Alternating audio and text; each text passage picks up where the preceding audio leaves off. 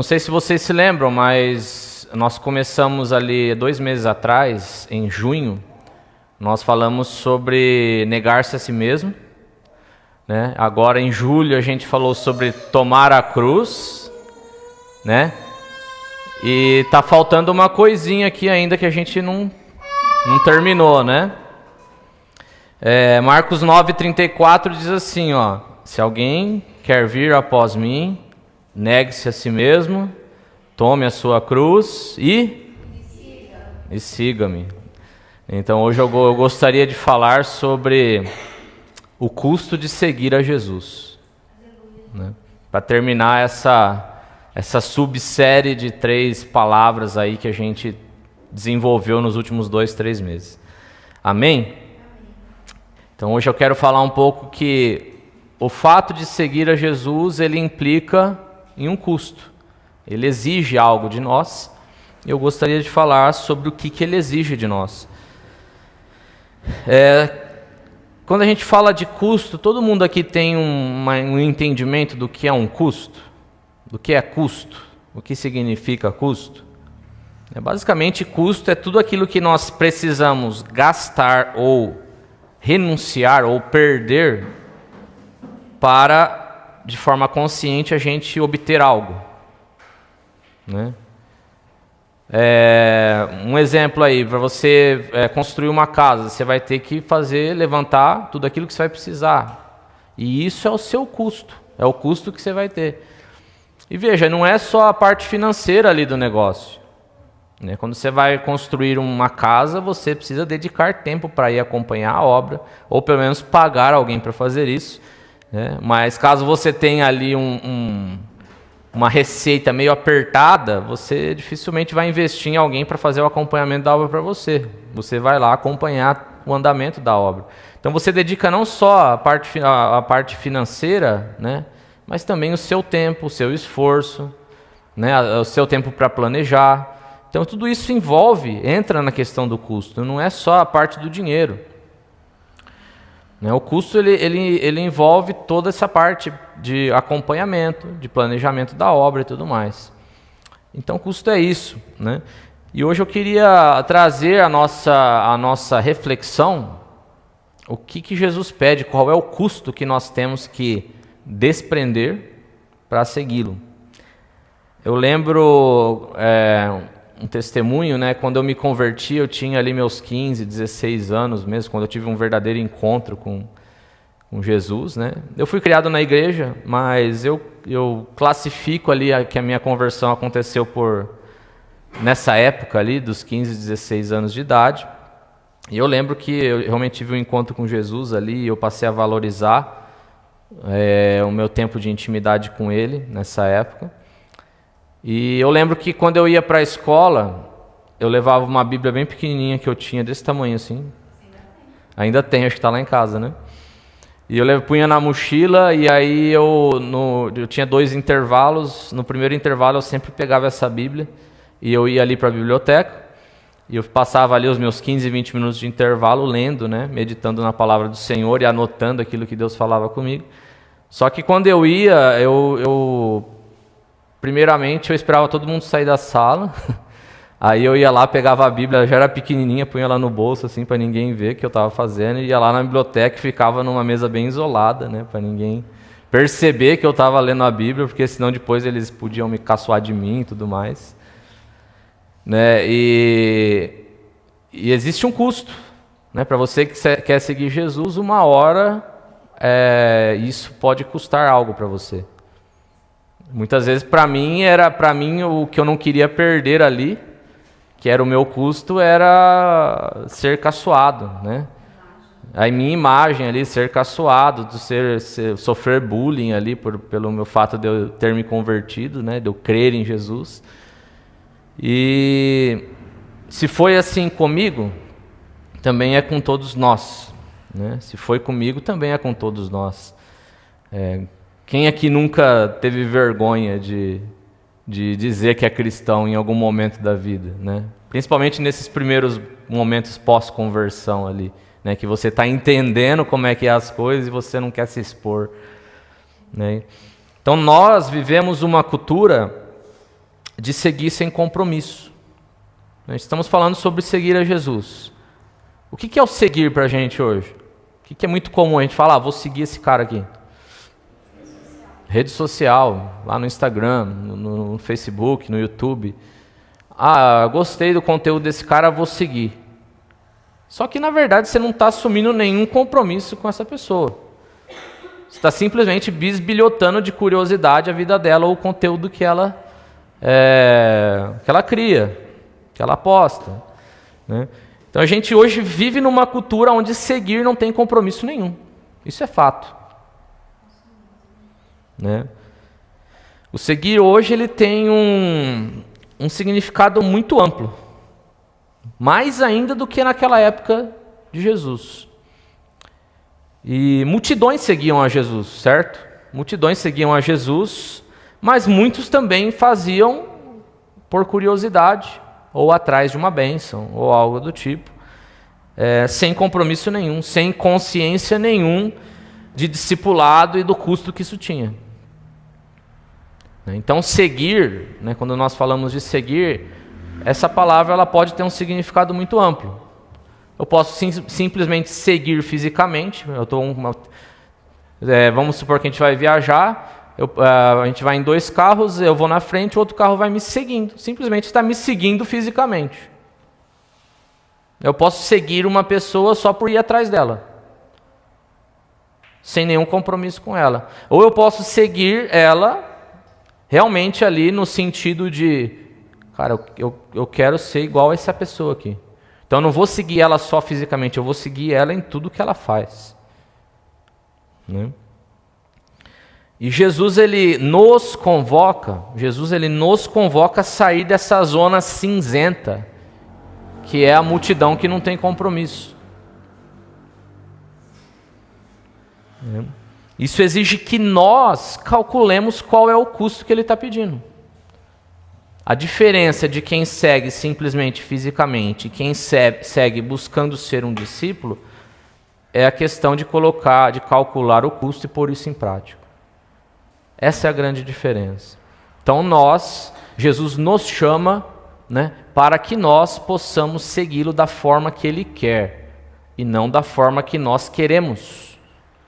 Existe uma forma certa que Jesus desenvolveu para aqueles que querem segui-lo. Amém? Então eu gostaria que os irmãos abrissem em Lucas 14, 25.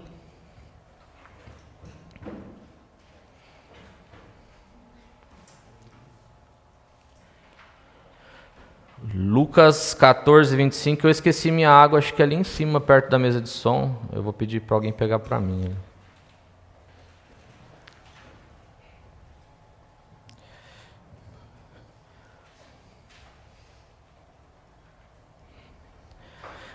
Abram aí em Lucas 14, 25.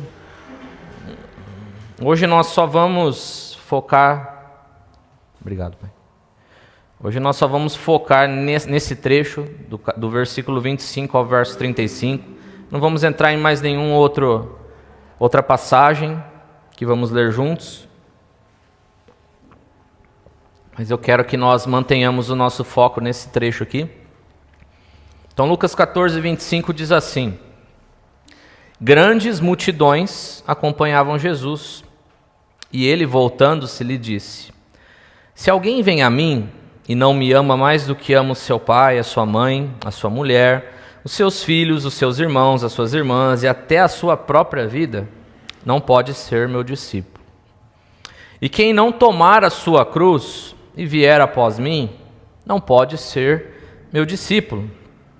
Pois qual de vocês, pretendendo construir uma torre, não se assenta primeiro para calcular a despesa e verificar se tem os meios para concluir?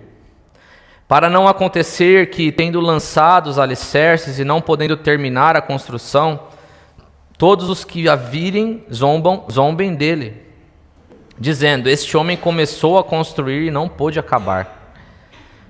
Ou qual é o rei que, indo combater outro rei, não se assenta primeiro para calcular se com 10.000 homens poderá enfrentar o que vem contra ele com 20.000? Caso contrário, estando outro ainda longe, envia-lhe uma embaixada pedindo condições de paz. Assim, pois, qualquer um de vocês que não renuncia a tudo o que tem, não pode ser meu discípulo. O sal é certamente bom, mas se o sal se tornar ímpido, como lhe restaurar o sabor? Não presta mais nem para a terra, nem para o monte de estrume. Lançam-no fora. Quem tem ouvidos para ouvir, ouça. Então olha como ele começa esse trecho. Ele diz que grandes multidões seguiam a Jesus. Grandes multidões seguiam a Jesus. Ele não está falando dos 12 apóstolos aqui. Está falando de uma grande multidão que o seguia. E Jesus, ele não suaviza o chamado quando ele vê uma grande multidão. Basicamente, ele está endurecendo o chamado. Ele poderia suavizar para atrair mais pessoas e essa multidão crescesse ainda mais do que já era. Mas não, ele fala assim, se alguém quer vir após mim aqui, todos vocês que estão aqui, se alguém quer vir após mim, se alguém vem a mim e ama mais o pai, mais a mãe, mais o filho, mais a filha, mais os irmãos, mais do que a sua própria vida do que a mim, então você não pode ser meu discípulo. Ele fala assim, se você vem a mim também e não toma a sua cruz, você não pode ser meu discípulo. E ele fala assim, se você vem a mim e não renuncia a tudo que você tem, você também não pode ser meu discípulo. E aqui ele está dizendo qual é o custo de quem segue ele. Ele está falando assim, você que está aqui me seguindo por simples curiosidade ou por busca de algo, se você não está seguindo isso que eu estou falando, então é melhor que você nem me siga. Assim, esse é o custo para me seguir. Se você quer continuar me seguindo, é isso que você tem que fazer. E multidões, elas são, quando a gente para analisar o que é uma multidão, ela é como se fosse chamei de zona cinzenta, né? Pensa assim, em algo que você olha e você não consegue identificar ninguém. É o melhor lugar para você ficar no anonimato, é o melhor lugar para você ficar escondidinho sem que ninguém te veja. E a gente vê hoje muitas igrejas assim. Mega igrejas onde você vai ali, você entra, ninguém te vê, ninguém sabe quem você é, você só vai ali para consumir e você vai embora. É o melhor lugar para você ficar no anonimato. E a primeira coisa que a gente percebe aqui é que é possível seguir a Jesus sem se comprometer com Ele. Infelizmente, esse é o estado de muitos crentes. Muitos crentes aí hoje afora. As pessoas, eu sigo Jesus, mas não tem nenhum comprometimento, não quer ser exposto, não quer ser reconhecido, vai ali, consome e vai embora e diz que segue.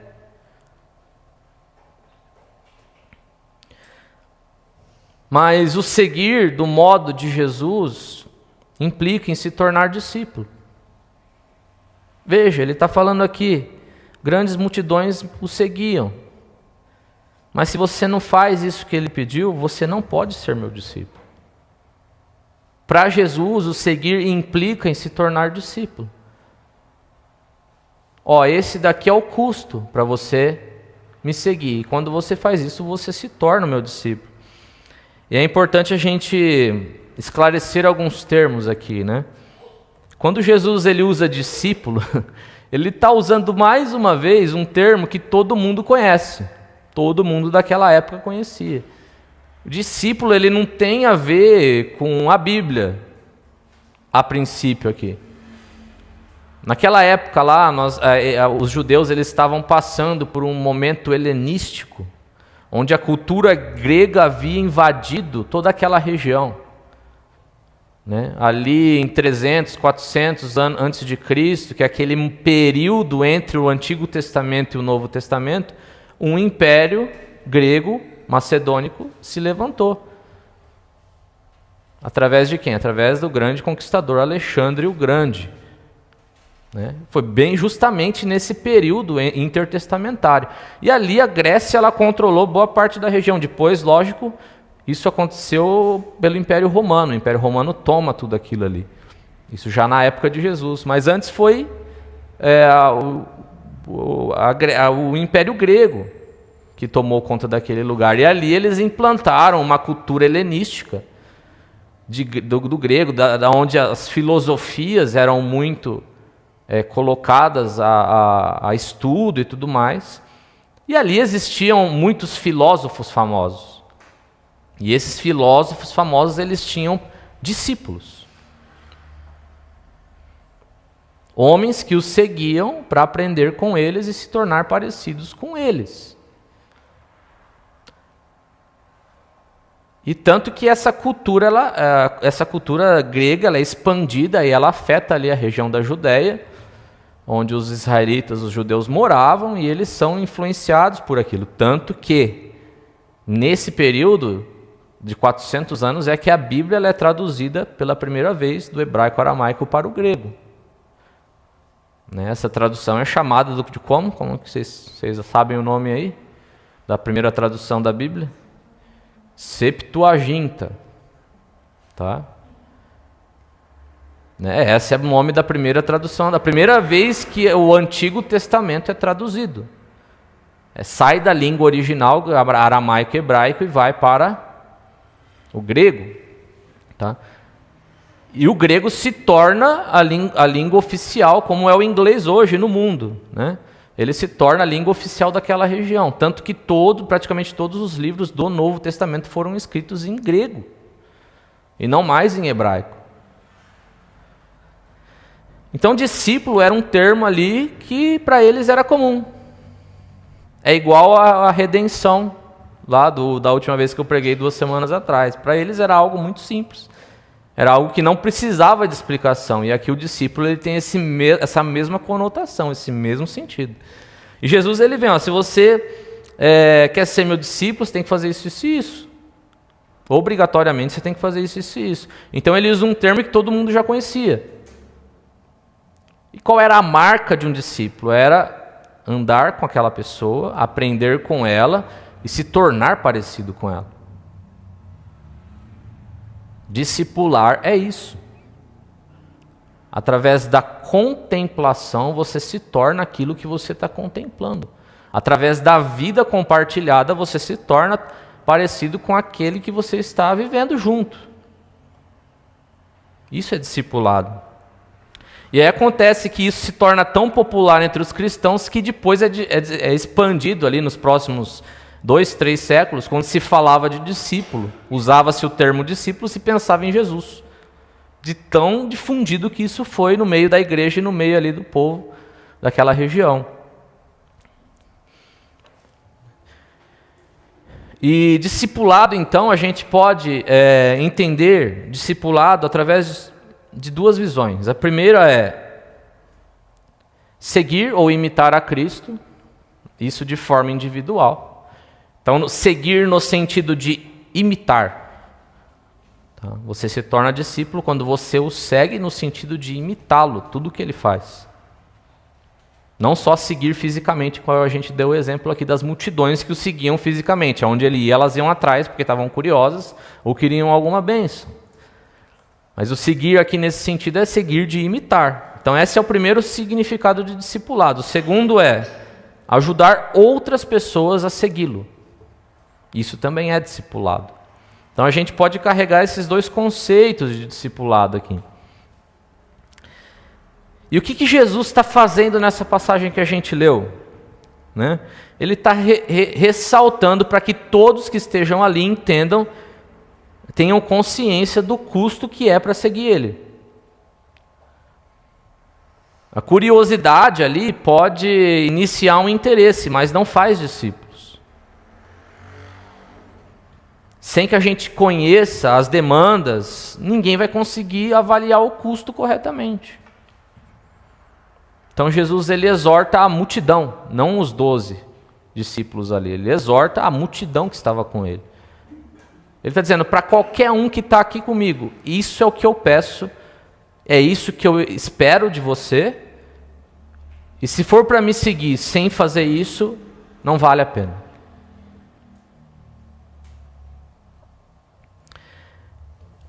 E quando ele chama a pessoa a segui-lo da forma que ele está pedindo, ele está dizendo assim, ó, você tem que sair do anonimato. Né? Você seguir do seu jeito não vai levar a nada, isso não é me seguir. Você tem que seguir do meu jeito, você tem que mostrar a sua cara. Tanto que ele começa dizendo, se você vem a mim, né? Se alguém vem a mim, quando você vai até ele, você está se expondo. Você está se fazendo conhecido. Então é a primeira coisa que ele começa. Ó, se alguém vem a mim e não me ama, então ir até ele implica em se tornar conhecido, em sair do anonimato.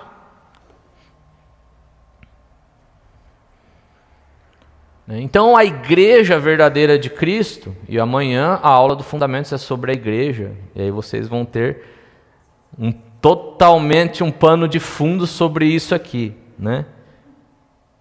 Então a igreja verdadeira é a assembleia, e amanhã vocês vão entender o porquê dessa palavra, é a assembleia dos que seguem nos termos de Jesus. A igreja de Cristo é o grupo, é o povo que segue nos termos dele, não nos seus termos. E quando a gente leu aqui, a gente pôde identificar 3 demandas que ele exige que são inegociáveis para ele. São 3 pedidos que ele faz que são inegociáveis para ele. Um certo tipo de amor, um certo tipo de sofrimento e um certo tipo de desapego. Amor, sofrimento e desapego. 3 coisas. Nós vamos falar sobre elas aqui rapidamente. E ele diz que quando falta qualquer uma dessas 3 coisas, você não pode ser meu discípulo. Ele realmente estava endurecendo o ensino dele para todos, para que todos entendessem o que ele estava pedindo. Vamos ler o verso 26 de novo? Lucas 14, 26, diz assim, ó: se alguém vem a mim e não ama, se alguém vem a mim e não me ama, um certo tipo de amor. Qual é esse tipo de amor que ele está pedindo? Mais do que ama seu pai, a sua mãe, a sua mulher, os seus filhos, os seus irmãos, as suas irmãs e até a sua própria vida. É esse tipo de amor que ele está exigindo. É um amor supremo. É um amor acima de todas as coisas. Lealdade e afeto por Jesus acima da família e da própria vida. E veja, não é aqui misantropia. Ele não está pedindo para que a gente deixe de amar essas pessoas. Ele só está falando numa reordenação de amores. Essas pessoas, você não pode amar a elas como você deveria me amar. O amor que você tem por mim tem que ser muito maior do que o delas. Então o discipulado coloca Cristo no topo das prioridades afetivas e éticas. Ele tem que ser o centro da sua vida. Mais uma vez, ele não está falando para você não amar sua mãe, para você não amar seu pai, para você não amar seus irmãos, os seus filhos, não. Ele está falando, você só não ama eles da forma como deveria me amar. Porque senão eles se tornam ídolos na sua vida. E você idolatra eles. Então quem não apresenta esse amor não pode ser discípulo. Então Jesus aqui ele exige uma reordenação de amores. Olha, o que é o mais importante na sua vida? Ah, não sou eu? Então você vai ter que mudar a ordem aí. Você vai ter que colocar eu ali na frente de tudo. Ah, você ama mais a minha obra do que a mim? Então tá errado. Primeiro eu, depois a família, depois a minha obra, depois as outras coisas. É uma reordenação de amores, né? Nenhuma família, vida pode competir com ele. E ele tem que estar no centro. Jesus tem que estar no centro do seu amor, da sua vida. Lembra lá quando ele fala, quando perguntam para ele mestre, qual que é o maior dos mandamentos? Ele fala assim: a gente pode resumir toda a lei em 2 mandamentos, mas o principal deles é que você me ame com toda a sua força, com todo o seu entendimento, com toda a sua alma. Esse é o maior mandamento. E todo o pecado, como aqueles que já assistiram Fundamentos, vem da falta de obedecer esse mandamento. O que é pecado? É quando você não ama a Deus acima de todas as coisas. É quando você ama a si próprio.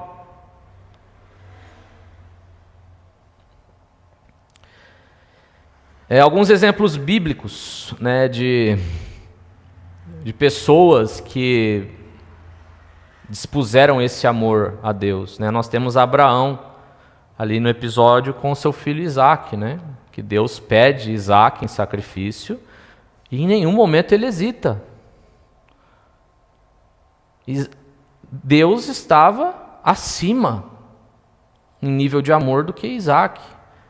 Ele deve ter pensado: se Deus quem me deu, Ele pode salvar, Ele pode me dar outro, Ele pode ressuscitar meu filho, não interessa.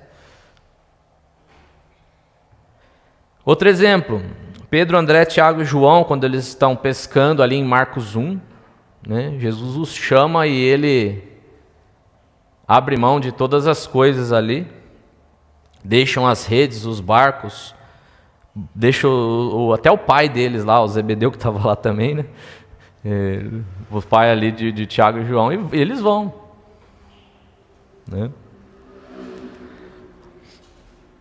Outro exemplo, Paulo, lá em Filipenses 3, ele diz que considera perda tudo que competia com o ganho de Cristo. Né? Isso falou: para mim tudo é perda. Para mim tudo é perda em comparação ao que eu ganhei quando conheci a Cristo. Né? Então a minha pergunta hoje para você é: o que hoje compete com Cristo pelo centro do seu coração? O que está acima dele na sua vida? É sua família? É as coisas que você tem? É o seu trabalho? É a sua profissão? Se alguma coisa está acima dele, você precisa reordenar esses amores. Então, o primeiro ponto aqui, a primeira demanda inegociável, o primeiro pedido inegociável dele é que você ame ele de uma forma suprema, acima de todas as coisas. Qual que é a segunda? Vamos no verso 27. E quem não tomar a sua cruz e vier após mim, não pode ser meu discípulo. Já falamos bastante sobre tomar a cruz, né? Primeiro que a gente falou no último mês que tomar a cruz representava ali um ato público, de você ser exposto como criminoso, né? Então o que era o tomar e carregar a cruz? É quando você é condenado a um crime, você é condenado à morte de cruz, você tem que pegar a sua cruz, naquela época, né, de Jesus, você pegava a sua cruz e você carregava ela nas costas até o lugar onde você ia ser crucificado. Isso já te expunha publicamente por causa do crime que você cometeu. E Jesus fala: venha até mim. Se exponha. Saia do anonimato. Então tomar a cruz aqui, ele implica em você sair do anonimato, em você reconhecer quem você é e em quem você crê. Mas também aqui, principalmente, o tomar a cruz aqui não é um incômodo qualquer, ele é uma oposição que nasce da obediência. Quando você decide ser obediente a ele, você vai receber uma oposição e você vai sofrer por isso. E aí pode ser oposição do governo. Lembra lá o livro que nós estamos lendo? Do irmão Yun?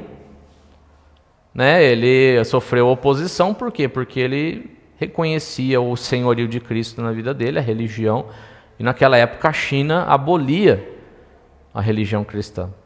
E ele foi perseguido por causa disso. Essa perseguição, esse sofrimento pode vir da oposição da família. Isso no Brasil é um pouco menos recorrente, mas em outros países, quando você se torna cristão, você é expulso da família.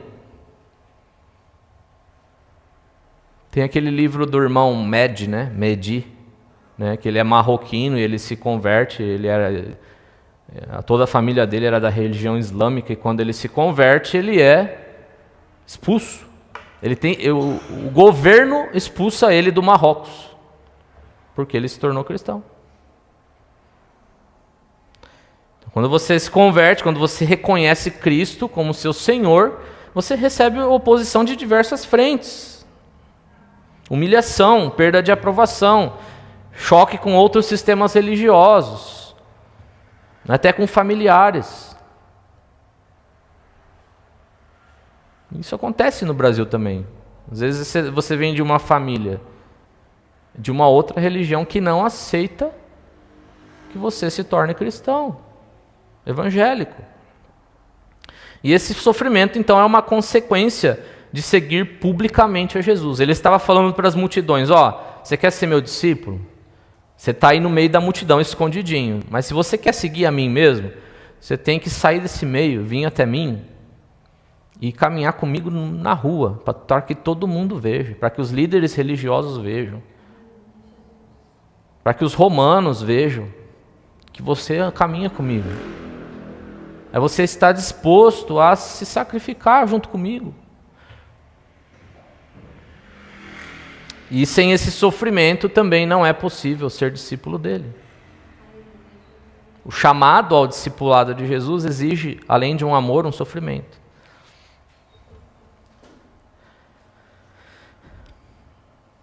Né? E quais são exemplos bíblicos dessas pessoas que decidiram realmente entregar a vida a Jesus e segui-lo com toda a sua vida? Né? Estevão, por exemplo, foi um deles, né? Diante ali dos líderes religiosos, ele não negou a fé dele. Ele dá uma aula, dá uma linda aula lá em Atos 7, se eu não me engano, né? Sobre, lá de Abraão, desde Abraão, você está vendo aqui que vocês fariseus não sabem quem é o Cristo, vocês estão perdidos. E aí apedrejam ele por isso. O próprio Paulo, né, a gente vê o quanto que ele sofreu por causa do Evangelho. Depois que ele tem um verdadeiro encontro com Cristo, ali no caminho para Damasco, ele tem ali uma mudança de vida radical, ele se prepara, ele dedica a vida dele para o Evangelho. E se não fosse por Paulo, a gente não estaria aqui hoje, gente. E ele morre no final da vida dele, em Roma. Dedicou a vida dele. Outro exemplo, o próprio Jesus. É o exemplo maior de obediência até a cruz. Ele foi obediente até a morte de cruz, para fazer aquilo que o Pai o havia estabelecido, o havia mandado para fazer. Ele é o padrão verdadeiro de discípulo. É ele quem nós devemos seguir, porque ele foi obediente até a morte. Então a cruz, ela não é um incômodozinho genérico. Tomar a cruz aqui significa que é uma oposição que nasce de uma decisão de obediência. Jesus está te chamando para sair desse anonimato. Quando você o obedece e você passa a segui-lo da forma que ele quer, se torna discípulo dele, você vai passar por um sofrimento. É natural que isso aconteça. É isso que ele está pedindo realmente. Ele está pedindo que você passe por esse sofrimento. Quem não apresenta esse sofrimento não pode ser discípulo. E a minha pergunta é: meu sofrimento hoje é fruto da minha obediência a Jesus ou das minhas más escolhas? Pensa aí. O sofrimento que você tem hoje na sua vida, as lutas, as dificuldades, é fruto da obediência a Jesus ou das suas escolhas ruins que você teve? Se for por Cristo, persevere, porque esse sofrimento que te faz ser discípulo.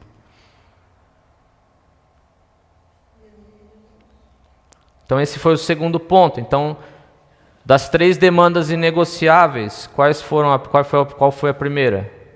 Um amor supremo. Segundo, tomar a cruz que representa o sofrimento. Amor e sofrimento. Terceira demanda, e última aqui. Vamos ler o verso 33.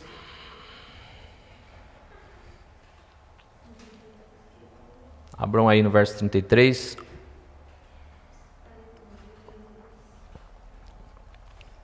Assim, pois, qualquer um de vocês que não renuncia a tudo o que tem, não pode ser meu discípulo. Renunciar a tudo o que possui. Essa é a terceira demanda. Ela é um golpe final, um fatality, para a gente entender que para a gente abrir mão da nossa ilusão de que a gente tem qualquer coisa nessa vida. Para a gente abrir mão do controle que a gente acha que a gente tem da nossa vida. Discipulado nos torna peregrinos. Seguir a Jesus nos torna peregrinos. Porque tudo que nós temos não é nosso, nós cantamos aqui. Tudo que eu tenho aos seus pés. Tudo é dádiva, tudo é presente. Ele nos presenteia com aquilo que é dele e nos deixa ser mordomos daquilo que é dele. O rei tem a supremacia sobre todas as coisas. O chão que nós pisamos é dele. O ar que nós respiramos é dele. O nosso corpo é dele.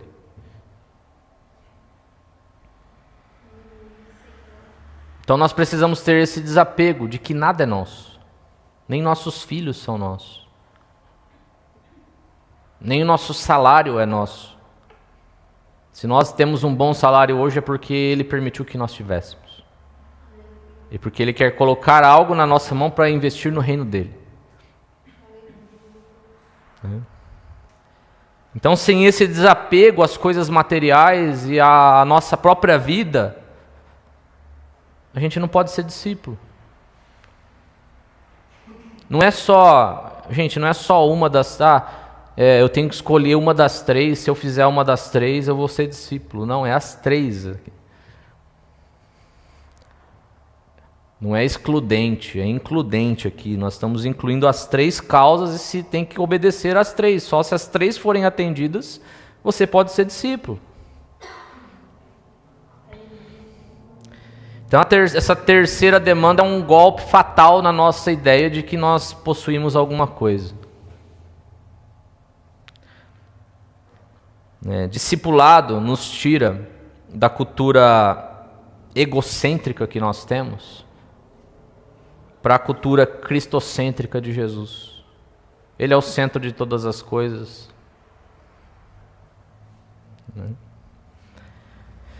E começa com a rendição e a submissão à palavra do Senhor. Alguns exemplos bíblicos de pessoas que se desapegaram ou não se desapegaram, das suas coisas. Zaqueu. Jesus exige que ele doe metade do que ele tinha. Jesus exige ali que ele entregue metade do que ele tem. O jovem rico não quis. Falou: mestre, o que eu preciso para te seguir? Eu faço isso. Eu faço tudo o que você manda e tal. O que mais que eu preciso para ser seu discípulo? E Jesus fala: pega tudo que você tem, vende, dá para os pobres, e aí você pode me seguir. E aí ele fez o custo. Ele calculou o custo. Ele calcula o custo ali. Vai tudo que eu tenho, deixa eu ver aqui, tudo que eu tenho. Minha vida, meus planos futuros, está tudo incluído em tudo que eu tenho. Todos os planos que eu já fiz. É muito caro. E ele vai embora triste. Ele calculou o custo. E ele viu que para ele era muito. Outro exemplo, a própria igreja primitiva, lá em Atos 2, Em Atos 4, a gente vê que os apóstolos, as pessoas, elas vendiam tudo que tinham e levavam, entregavam aos pés dos apóstolos para ajudar no desenvolvimento da igreja. Barnabé foi uma dessas pessoas, né? Ele vende um campo inteiro para suprir irmãos, para suprir a necessidade dos irmãos. Isso está lá em Atos 4. Então você vê o desprendimento, o desapego das coisas. Por quê? Porque nós entendemos que Cristo é suficiente. Cristo, Ele é a nossa suficiência. Nós não precisamos de mais nada. Qualquer coisa que nós precisarmos, aquele a quem nós chamamos de Senhor, Ele é dono de todas as coisas desse mundo e Ele vai nos suprir.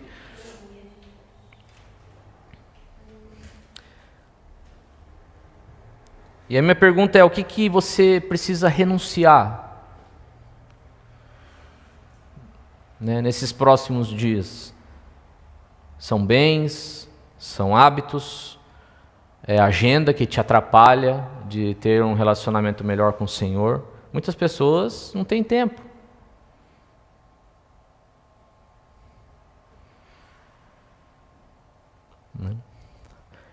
É interessante porque dentre essas três demandas inegociáveis que ele pede, que é o amor, o sofrimento e o desapego, ele começa, se alguém vem a mim, no primeiro, mas fica subtendido no texto que é para todos os outros. Sabe, é uma lógica de uma porta estreita. Para você ir até ele, você tem que sair do meio da multidão, como eu disse, e expor seu rosto. Ele está te chamando para essa revelação de quem você é para o mundo. É necessário você se apresentar e fazer-se conhecido. E por que a gente deve calcular o custo?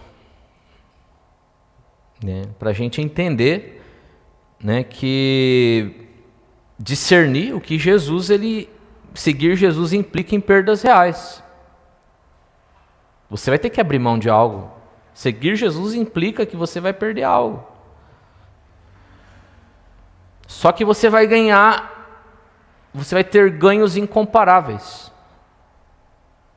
Então você tem que abrir mão, muitas vezes, de orgulho, de status, de controle, de bens, de dinheiro, para ganhar uma vida no reino vindouro.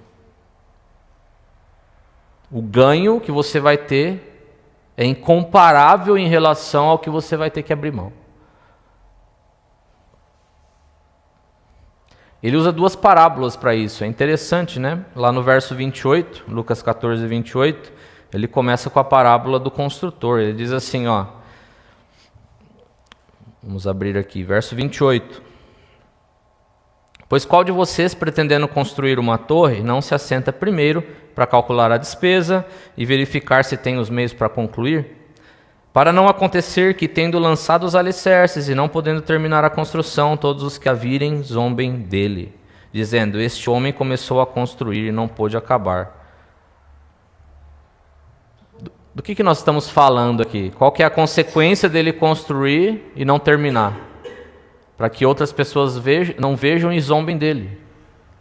Status. Zombaria, vai ser caçoado, vai sofrer retaliação, porque não calculou o custo.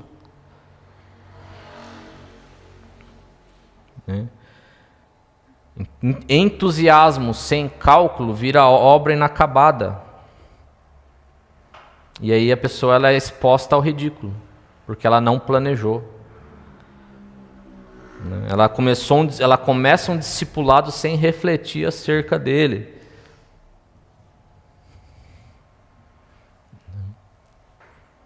E aí ele vai na outra parábola, no verso 31. Ou qual é o rei que, indo para combater outro rei, não se assenta primeiro para calcular se com 10.000 homens poderá enfrentar o que vem contra ele com 20.000? Caso contrário, estando o outro ainda longe, envia-lhe uma embaixada pedindo condições de paz. Pensa comigo aqui, um rei vai em guerra contra outro, ele tem 10.000 homens, ele sabe que o outro tem 20.000. Ele não é abençoado pelo Senhor, né? Para ver igual os milagres, para ser beneficiado com os milagres que a gente vê que acontecia lá nos livros do Antigo Testamento, nas guerras. Então ele é um rei normal, que não tem o Senhor. E ele vai para a guerra contra outro. Ele tem 10 mil, o outro tem 20 mil. Ele olha assim, fala 10, 1 para 2, vai ser difícil, hein? É melhor eu mandar uma carta para o outro rei pedindo paz e abrindo mão do meu status, ou de cidades, ou passo para ele parte das minhas terras, ou eu deixo de ser rei mesmo. Ele se torna rei no meu lugar, pelo menos eu fico vivo. Do que ele estava abrindo mão aqui? Status, posição, terras. Mas ele estava salvando o quê? A vida. Ele está olhando lá na frente, né? Pelo menos eu vou viver. Ele está colocando na balança, ó, isso aqui é o que eu tenho, isso aqui é o que eu posso ter. Cara, é incomparável que eu continue vivo. Minha vida ela tem muito mais valor do que tudo isso daqui. Então o rei colocou na balança ali. É o que Jesus está falando, ó, coloca na balança. Você vai ver que o ganho que você vai ter é incomparável em relação ao que você vai perder.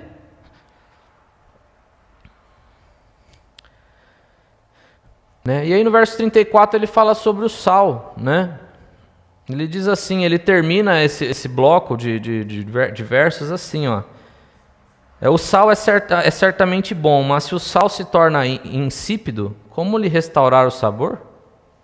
Não presta mais nem para a terra, nem para um monte de estrume, lançam-no fora. Quem tem ouvidos ou para ouvir, ouça. Para que o sal serve? Ele serve para quê? Para dar sabor. Para dar sabor. Essa é uma das utilidades do sal. Qual que é a outra? Conservar. Ele serve para conservar um alimento para não apodrecer. Eles não tinham geladeira na época, freezer e tudo mais. Eles colocavam dentro do sal. A carne ali. Né? E quando o sal perde a essência dele, ele não serve nem mais para dar sabor e nem mais para conservar, ele ainda parece sal. Mas ele não faz aquilo que ele serve para fazer. Jesus está associando essa multidão com sal. Assim é o seguidor que fica no anonimato, que decide continuar seguindo Jesus à distância sem se comprometer. É aquele que não quer abraçar o discipulado, se tornar discípulo. Ele está falando, esse seguidor é como o sal. Ele parece que é, mas ele não é, não serve para nada. Não serve para fazer aquilo que ele nasceu para fazer. Ele mantém a aparência, mas não é discípulo. Ele vive de agendas ocultas e reproduz um evangelho falso, um evangelho pela metade. Ele é simplesmente um observador, um telespectador de igreja. É isso que ele está falando aqui. Ele fala sobre, que ele está falando assim, é um baixo custo. É as pessoas que assumem um baixo custo para me seguir. Não querem abrir mão de muitas coisas. Ou abrir mão só de parte das coisas. Não tudo que eu peço. E quando você tem seguidores de baixo custo, você tem uma igreja de baixo custo. Centrada no consumismo. E não em Cristo.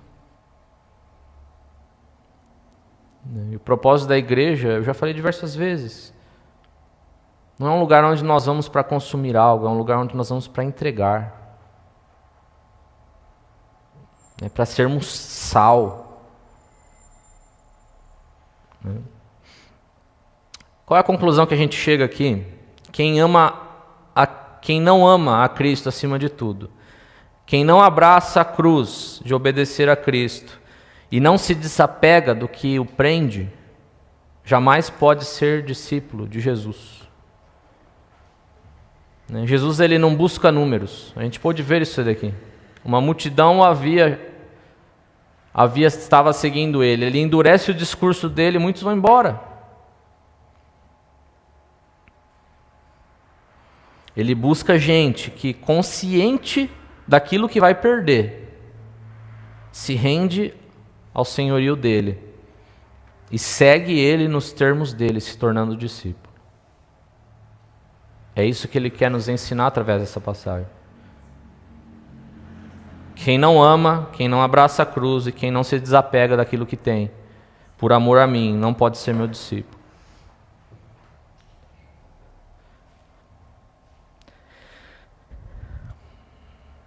E o que a gente pode tirar disso daqui para a nossa vida de forma prática? Né? O que você pode tirar disso daqui para a sua vida?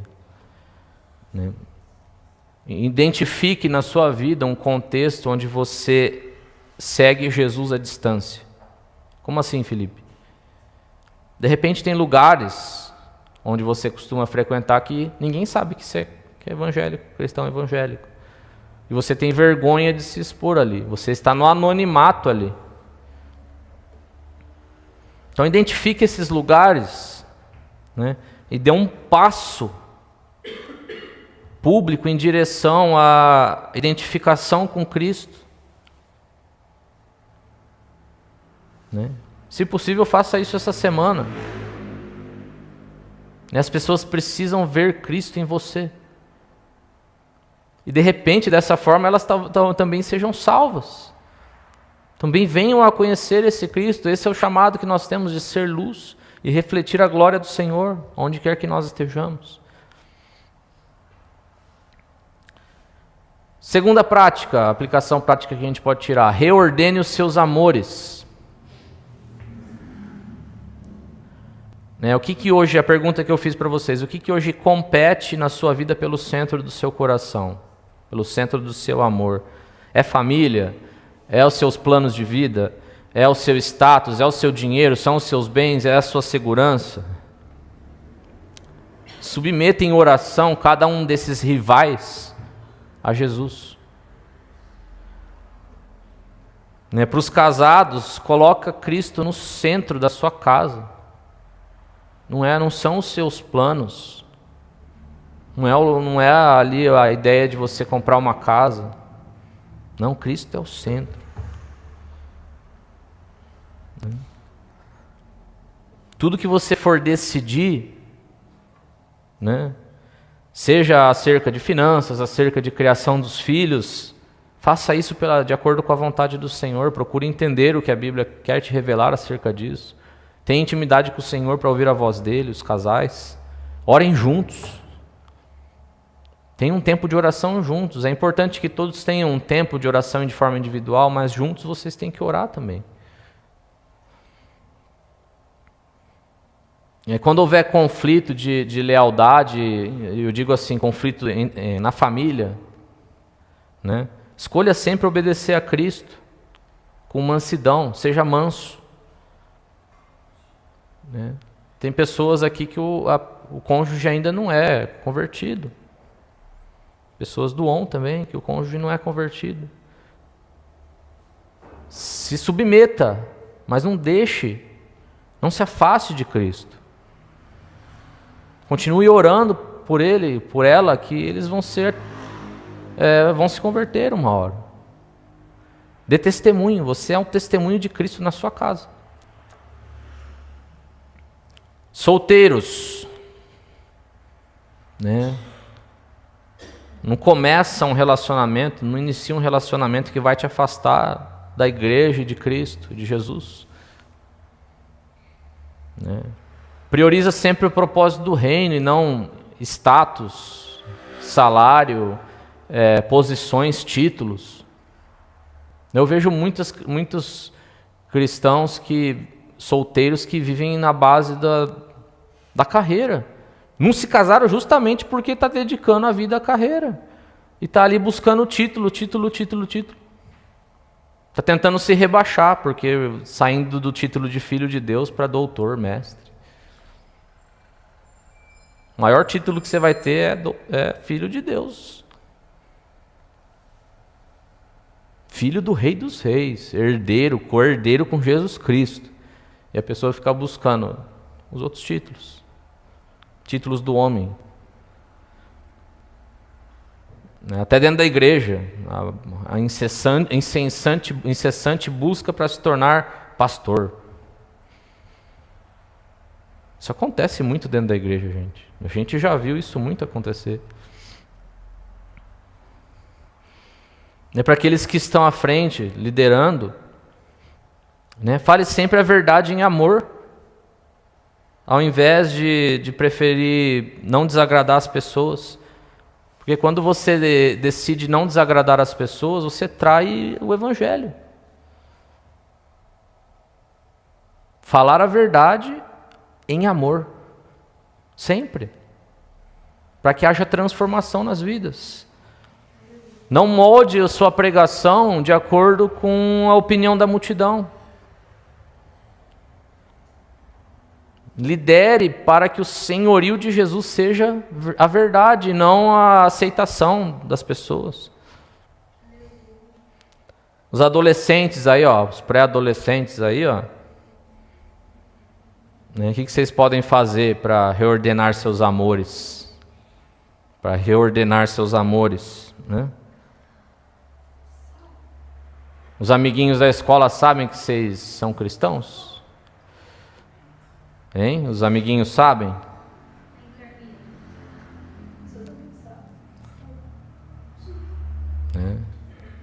Como você se comporta na escola? Será que você reflete Jesus ali? Ou você é explosivo e sai brigando e briga lá na hora do futebol, na educação física?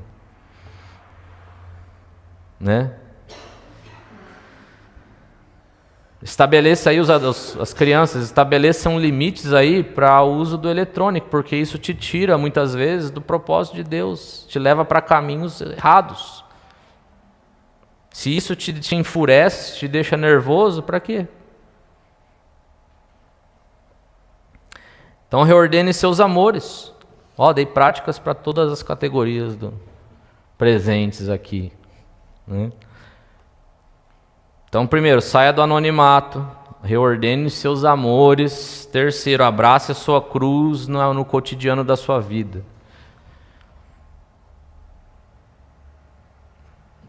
Né?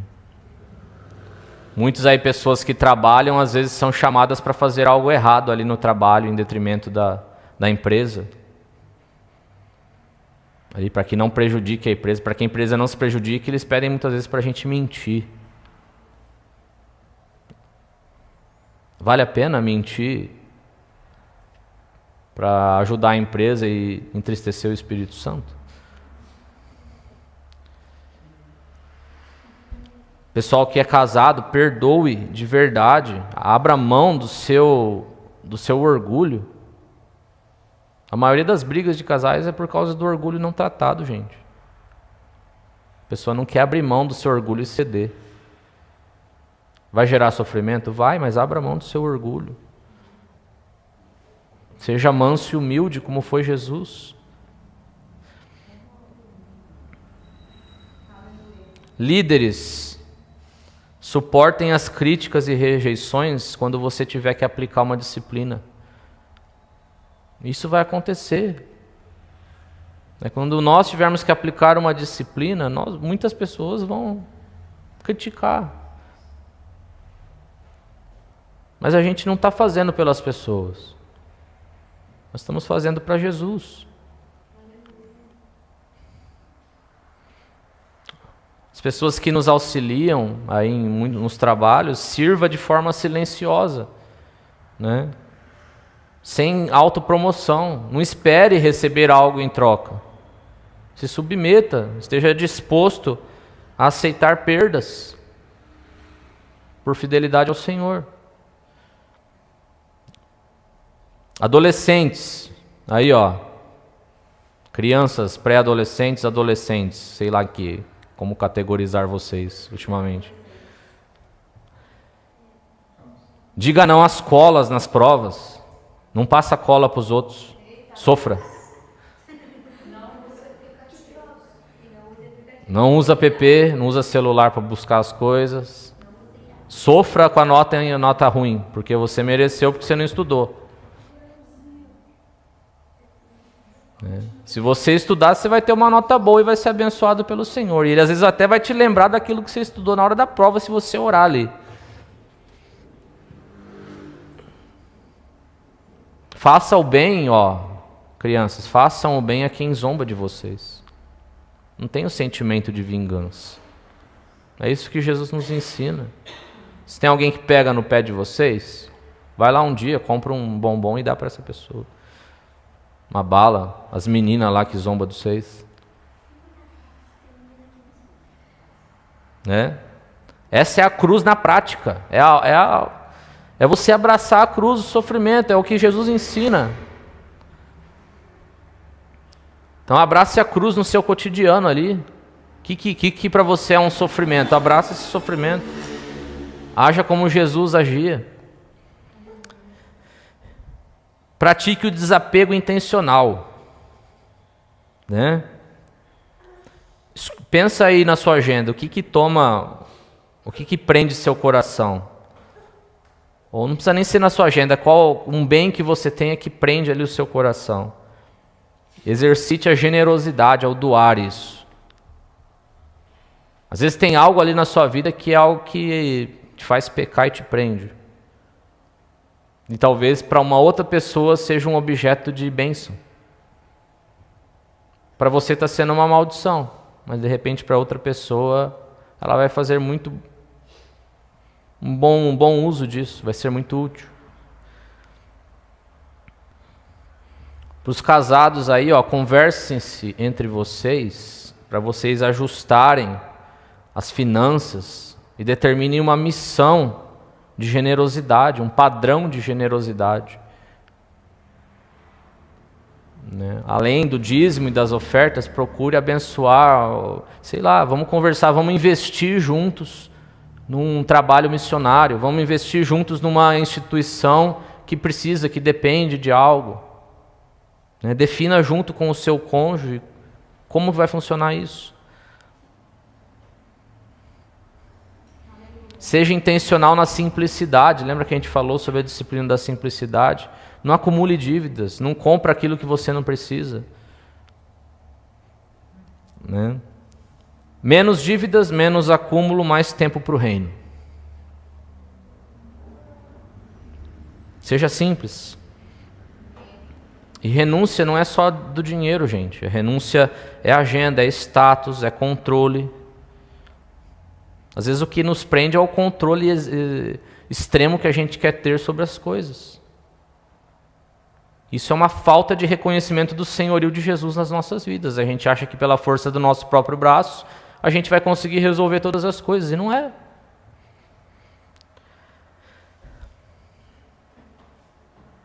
Solteiros aí, né, que entenderam ali o chamado, a vocação ministerial, né, quando você for procurar um emprego,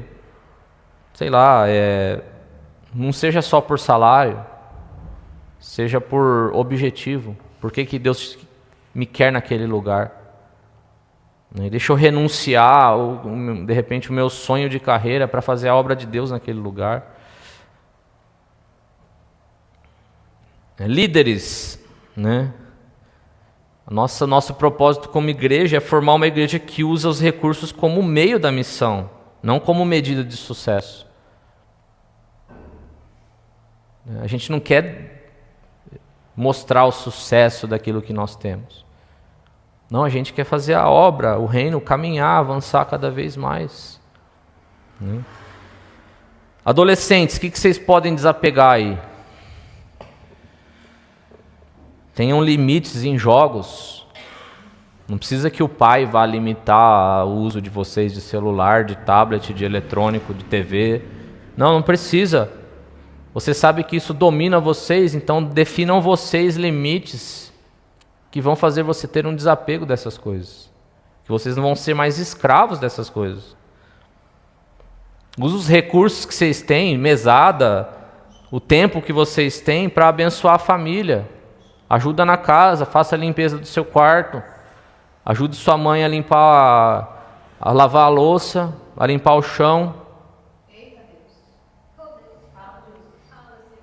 Invista seu tempo aqui na igreja. O que você pode fazer? É organizar as cadeiras? É pegar um paninho e limpar as cadeiras? Faça isso. Continue fazendo isso, né? Vê que está sem pazinha de café e copinho lá no hall de entrada, vai lá e pega, você sabe onde fica. Você vai ali na cozinha, pega ali os copinhos, põe mais copinho ali, sachê de açúcar que está acabando. Toda vez que você vê isso, vai e faça. Né? Aprenda a doar e a compartilhar. Hoje o que a gente tem ali, a gente desde cedo, o mundo hoje ensina desde cedo as crianças é que a importância está na marca da roupa que eles vestem.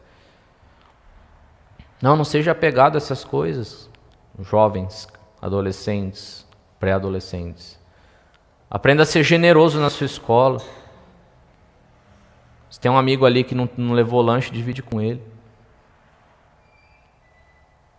Às vezes nem é seu amigo, às vezes você nem conhece, mas você vê que a pessoa não levou lanche, vai lá e divide o seu lanche com ele. Você fez um amigo, talvez para a vida toda, né? Então, antes de qualquer decisão da sua vida, calcule o custo, né? Antes de decidir seguir a Jesus, né? De repente você está seguindo a Jesus do modo que Ele não pediu. Estou te mostrando qual é o custo. Coloca na balança e tome a decisão certa. Amém. Já mostrei que nós vamos perder esse tanto, você vai perder esse tanto de coisas aqui. Mas você vai ter um ganho muito maior. A vida eterna. Então analisa aí. O que vale mais a pena. E o que nós podemos fazer como igreja para mergulhar nisso daqui, nos tornarmos uma igreja que abraça o discipulado e decide seguir a Jesus de forma correta. Nós como igreja, nós precisamos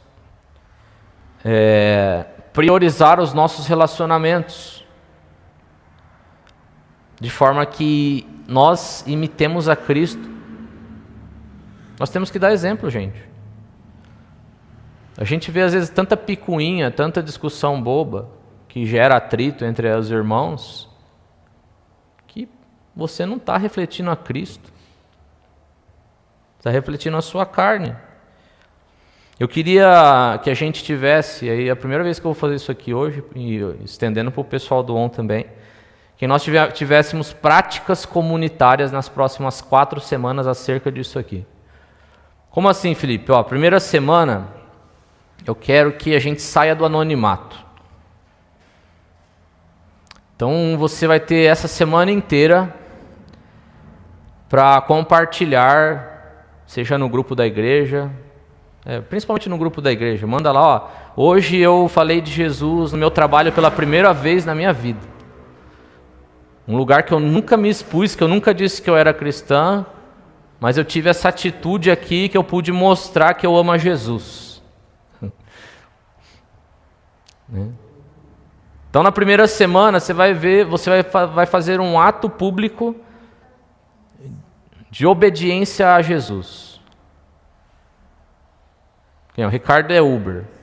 Quando aparecer um homem lá, uma mulher que precisa de Jesus, ele vai falar que ele é crente, que ele ama Jesus e vai pregar para essa mulher. Mas você tem que ser mais intencional. Escutar louvor é muito Nutella. Entrega lá, pega lá uns panfletinhos lá do evangelho lá do Paul Washer que está lá na frente e leva para entregar no Uber. E fala de Jesus, e fala que essa pessoa ela precisa de Jesus. Um exemplo, dei um exemplo, mas cada um aí tem a sua circunstância do dia a dia. Às vezes no lugar que você trabalha ninguém sabe que você é crente. Às vezes você tem um grupinho de amigos ali que ninguém sabe que você é crente.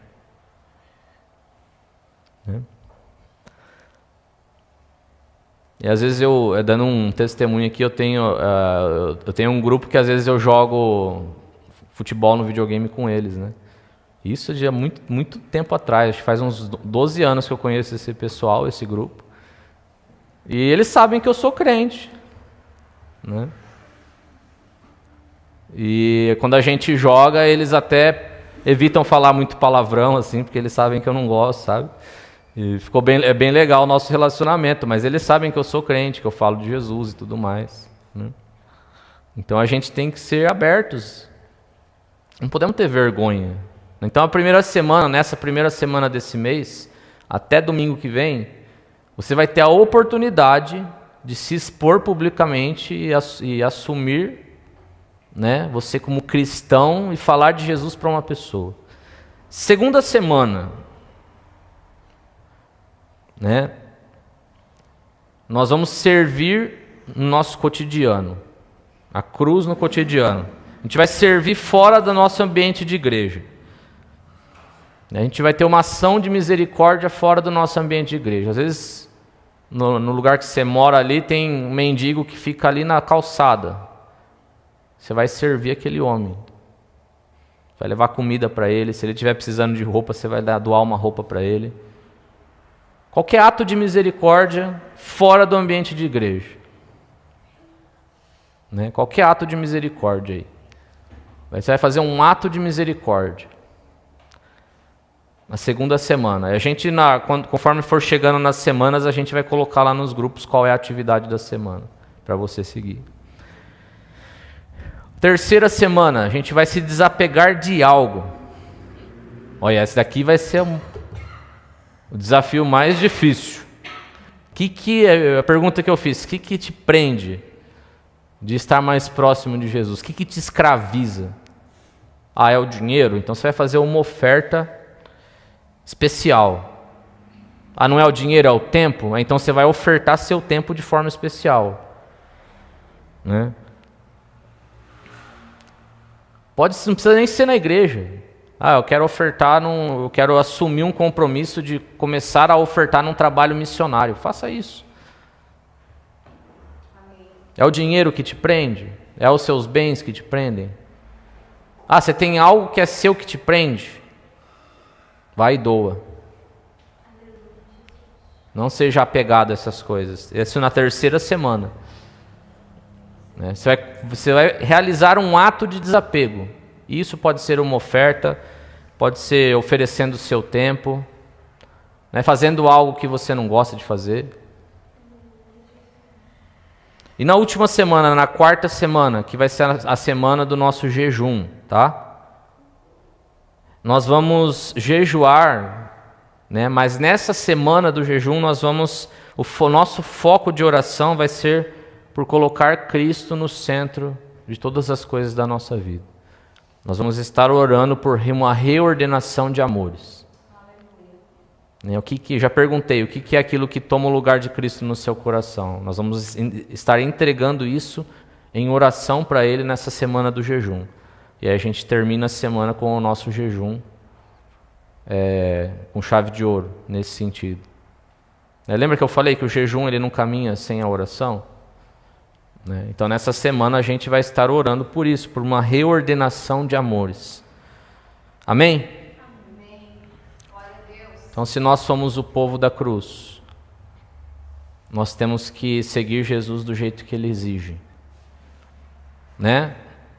3 demandas inegociáveis.